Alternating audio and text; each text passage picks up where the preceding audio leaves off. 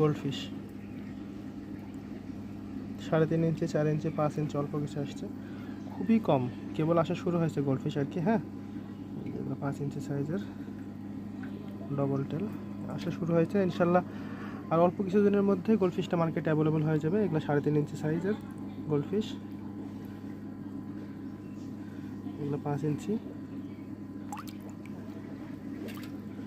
এগুলো 5 ইঞ্চি সাইজের।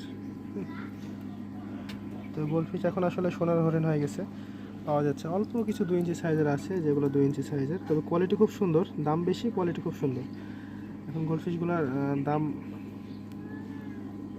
আকাশচুম্বী আর কি, অনেক দাম, যেহেতু মার্কেটে পাওয়া যাচ্ছে না এখন ক্রাইসিস, সেই কারণে দামটা একটু বেশি।